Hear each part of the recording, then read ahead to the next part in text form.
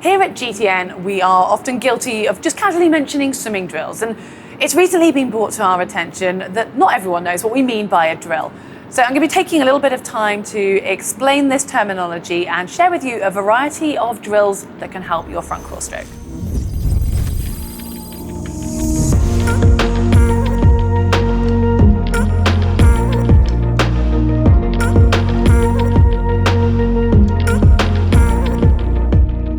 Drill is basically a breakdown of the swimming stroke. It's a specific action that is linked to a specific part of the technique that needs improving. And some of these will look pretty much like normal front crawl from afar, and others will be very specific and look nothing like the front crawl stroke. So the best way to explain drills further is actually just to talk you through some examples. And we're going to start with probably the most common, or one of the traditional ones, Catchup. And this is from afar looking like a slowed down version of the stroke, but it actually has a pause between each stroke. It's like, imagine a tag team with your hands and they're tagging from the front. So you take one stroke and not until the other hand enters the water will you do the next stroke. So it's continuous single arm, if that makes sense. And this is great for people who maybe have too fast a stroke or really miss that catch phase, and it's allowing you to slow it down and concentrate on one arm at a time, but it's not as tiring as doing pure single arm.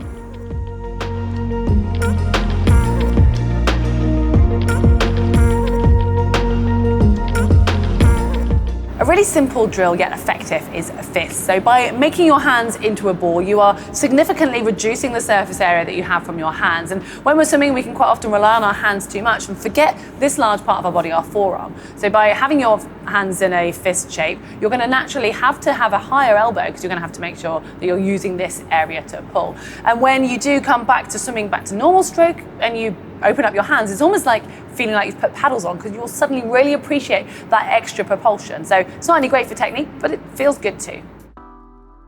If you need to slow your stroke down or work on your rotation, then this drill is great for you. So start with one arm extended out in front and the other arm by your side. The extended arm needs to be closer to the bottom of the pool. The arm by your side is facing up to the ceiling, and your face still needs to be looking forwards and down as though you were swimming. And you're going to take 6 kicks on that side, and once you've done your 6 kicks, you're going to pull with the arm that's extended and recover with the other arm so you're onto the other side. So you're naturally rotating to the other side, do another 6 kicks, and you continue this down the pool. And you can make variations here by adding in more or less kicks between each pull, or if you want to make it a little bit easier, you could say do 3 strokes in between doing your 6 kicks on either side. So you've got options.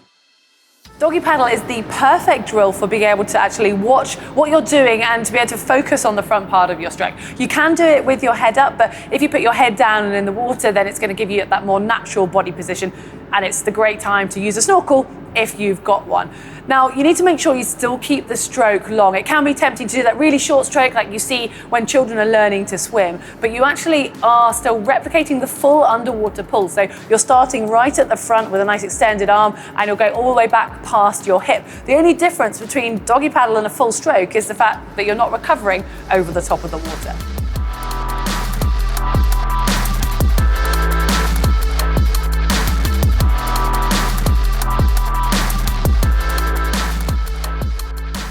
Water polo is a natural progression on from doggy paddle, although this time your arms are going to be recovering over the top of the water instead of through the water, and this time you do need to have your head up. You can have your chin in the water if you need to, but ideally you want to be head up and looking forward so you can watch your hands go into the water. So it's a great way to concentrate on that front phase. You'll also need a very strong front phase, or the first stage of your pull, to help you keep your head up, and as a result it's quite a tough drill. It does require quite a lot of energy, so if you're finding it hard, just do short bursts at a time. So maybe a few strokes of water polo back to a few strokes of normal front crawl so you can really concentrate on the technique.